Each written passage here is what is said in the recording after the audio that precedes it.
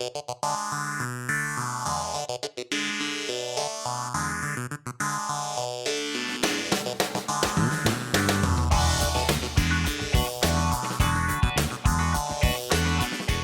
what do you say? What do you know? Nick here, All Stars Podcast. As you can tell, I'm flying solo today, and Nikki's not able to be here with me today, and we want to make sure we keep this content up and going. So we're gonna dive into it with solo Nick. So hope you enjoy, have fun, and we'll get to know each other a little bit more. So we always like to do some informational segments. Let the bug geek come out and educate as much as we possibly can, and hopefully help some people out there. So whether you're a homeowner, a business owner, just a person who wants to know about pests, or more importantly, you're a pest management professional, PMP, and want to learn a little bit more about a specific pest. So today, we're going to talk about the yellow jacket.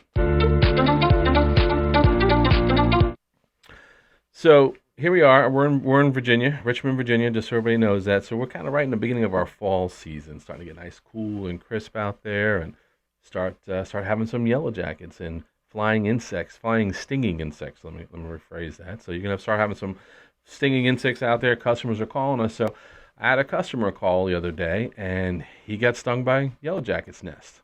And how does it usually happen? Poor gentleman was out there mowing his lawn, just having a fun day, enjoying that beautiful early fall weather, and all of a sudden, blam! His ankles were lit up. He was running around his yard trying to get away from these things, ran inside his home, and he still had a couple on him, just stinging away, pecking away at him. Blah, blah, blah, blah. And any of you that's been hit with a yellow jacket knows that's no joke. They hurt. That's painful. And it's nonstop. It's not like a bumblebee or something that stings you once and is gone. I mean, these suckers are mean. They're aggressive.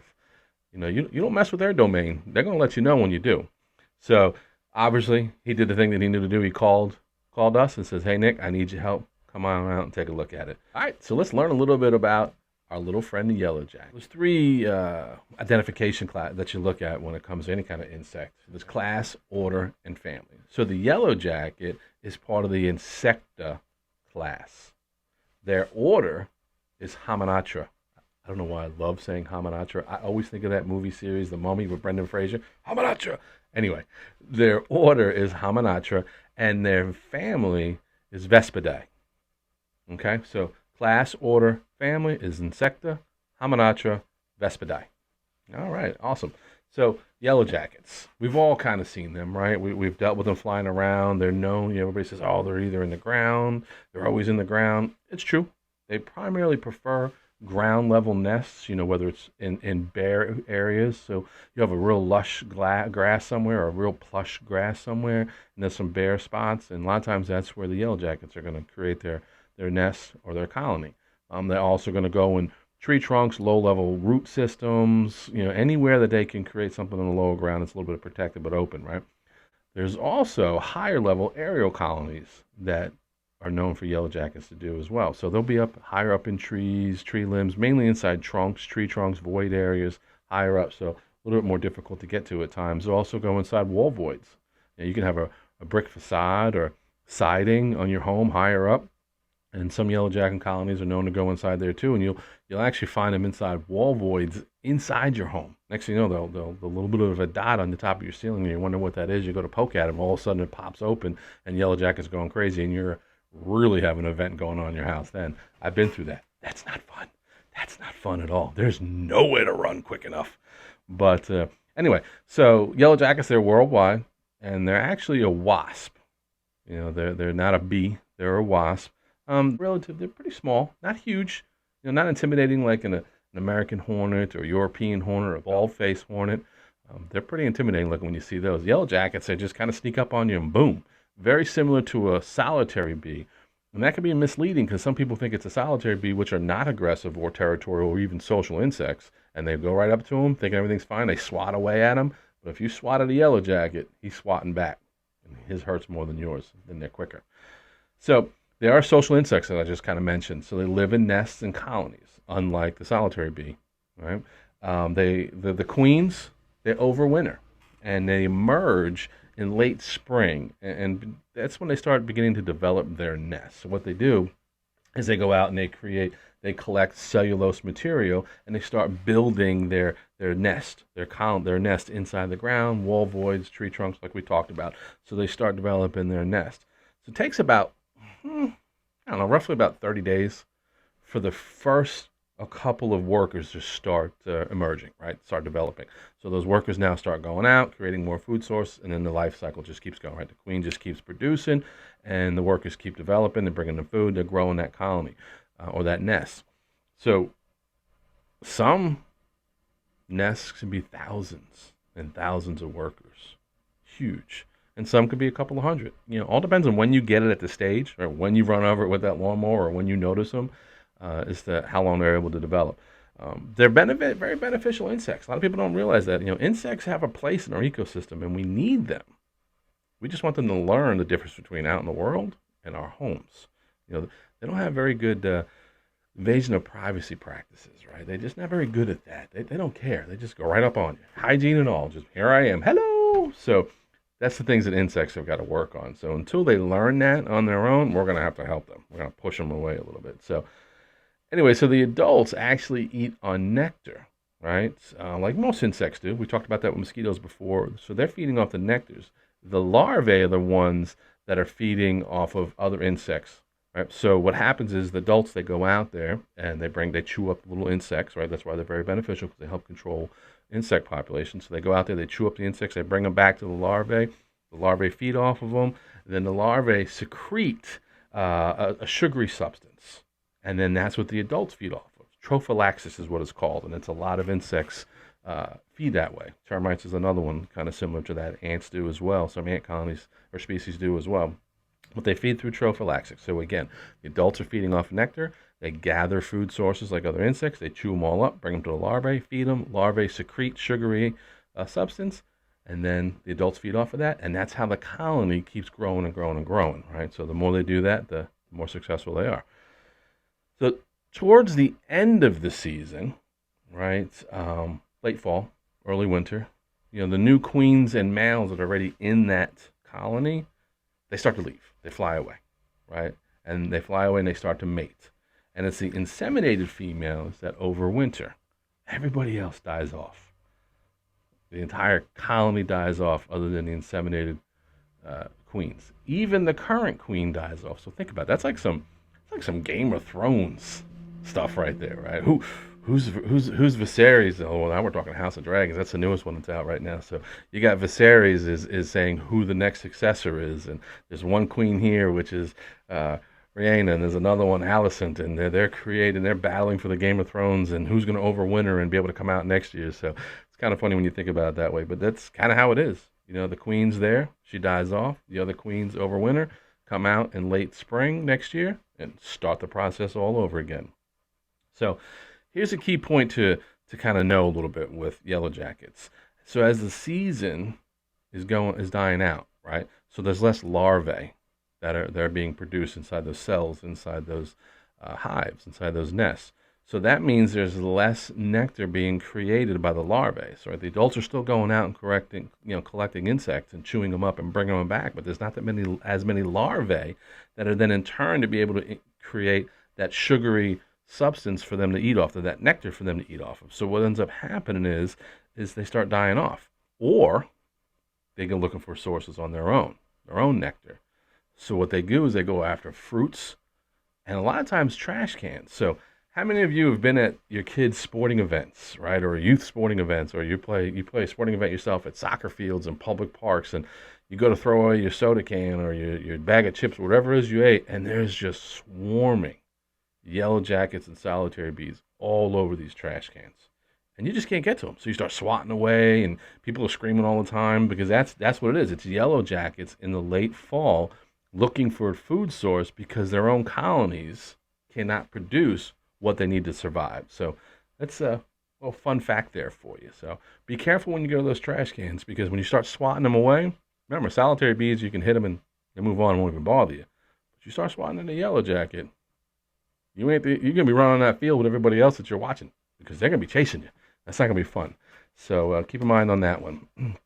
So, all right, so let's check out this video of me treating the yellow jackets. All right, so you're going to kind of see the grass looks pretty good, but so I'm searching. I can't find this thing. So the customer told me I was over there somewhere, and I got stung. I just don't know exactly where it is, but it's in this vicinity. So as you can see, I started digging away, trying to see what I can find. And if you notice, you can kind of see the shadow of the top left there. That's my bee suit, because I'm no fool. I start digging around someplace and I hit it. Guess what's going to happen? Old big boy Nick can be running across that neighborhood screaming, trying to get away from these yellow jackets. And that won't look so good as a company. So as you can see, I'm continually to dig here. There's a tree root right there, which is very common for yellow jackets to jump inside, to create their nest underneath there. I'm digging everywhere. I can't find it. I'm smacking at it, hoping the vibration's going to cause some movement. And lo and behold, I found them. Take a look at that. You can start seeing a couple of them fly around there. And look at that little itty bitty hole right there. That's where they're coming in and out of. Now remember, there's an entry point and an exit point when you're talking about a yellow jacket's nest. So though I'm looking at that, I'm looking around and see, okay, where are they going to sneak up on me? So now I know I identified the area. Now it's time to make my attack. Right. So again, we talked about the key things to do is you want to locate the nest, right? Dig it up a little bit. You can either just dust them and leave them, or you can see right here. I started digging up, and there they are. You can see that hive right there. That's starting to see the point of it. You can see that circle where I started digging that hole bigger and bigger and bigger. Um, Found them really good. The key here with yellow jackets nest that we talked about is you got to remove the nest when possible. That's how you know you got them. That's how you know it's taken care of. You pull that nest out the most that you can. You treat the area around there. You leave a residual product. I'm a big believer in dust as long as it's not exposed, right? As long as no people, no pets, nobody can get to the dust. You get it inside there and you cover it up. All right, so let's talk about nest sites.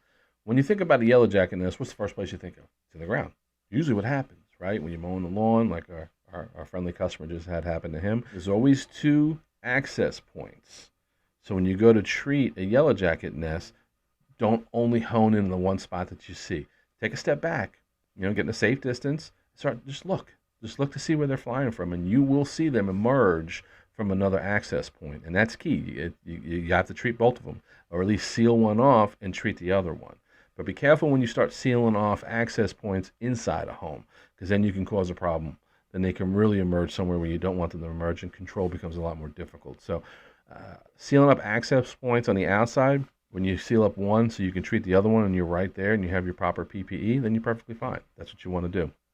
They're very aggressive. They're already kind of, they're a little annoyed that you walked up on them. They felt your vibrations. They're letting you know, hey, you best back up. You best back up. But when you start messing with it, whoo, it's full out aggression.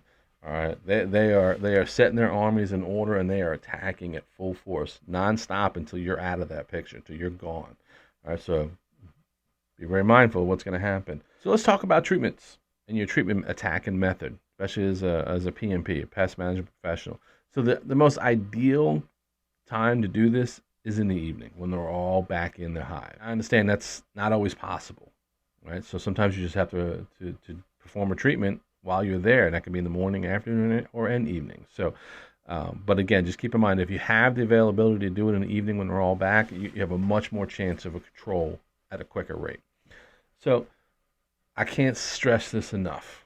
PPE is the most important aspect of treating any kind of stinging insects. PPE is the most important when you're using any kind of product, but when you're talking about the safety of yourself, because you may have been stung by yellow jackets or hornets or paper wasps or whatever in the past and it hasn't bothered you, but at some point that can, and your body can react differently to an insect sting, especially a stinging insect like a yellow jacket. So I know some of you are like, hey, I love it. I don't get stung. Until that day you do, until that day you have the reaction, that's when it becomes scary. So use your PPE. If you have a bee suit, put it on.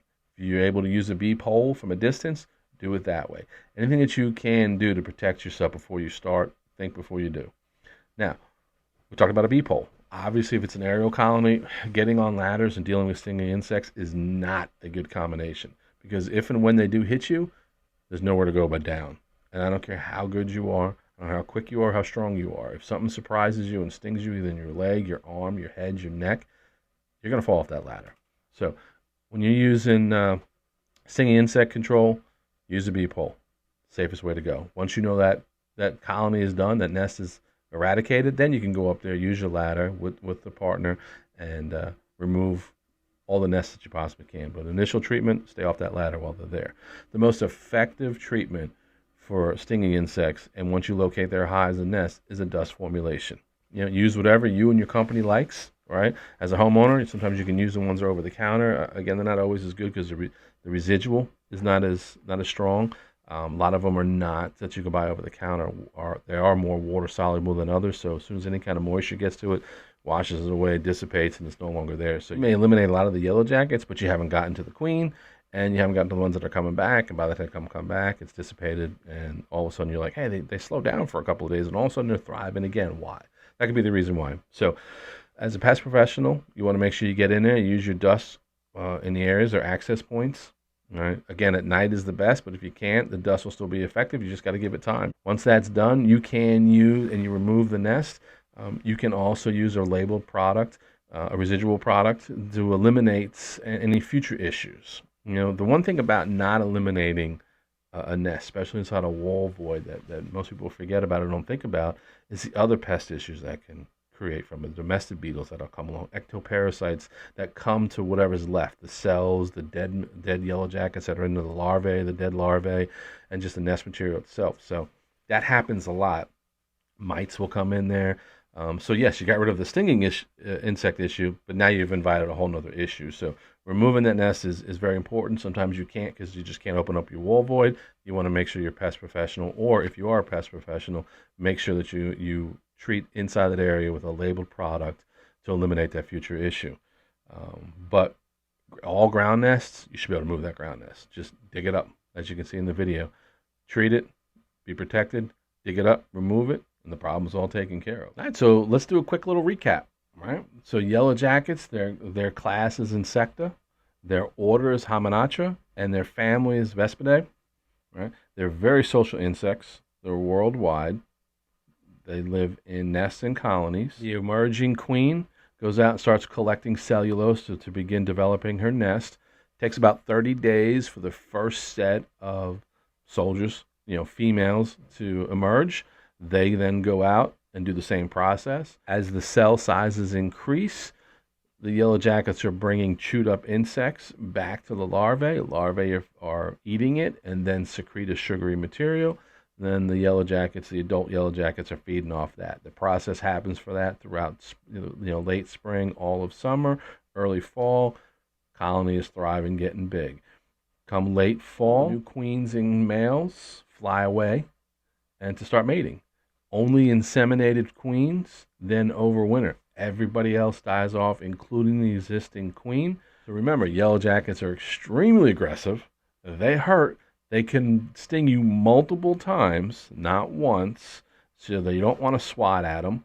When you see them, you just walk away. Call a pest professional, let them come out, assess the situation, treat it effectively, remove the nest if can be. If not, treat an area with a labeled product to get rid of any of the domestic beetles or ectoparasites that can develop off of that, and be safe. If you're a homeowner or pest professional, always wear the proper PPE when you're treating for stinging insects.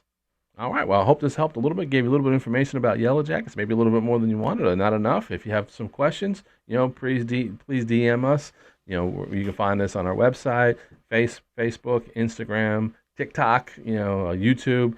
Just send us a DM. We'll answer any questions that you have and hopefully assist you in getting rid of your next yellow jacket or Hamanatra pest your way.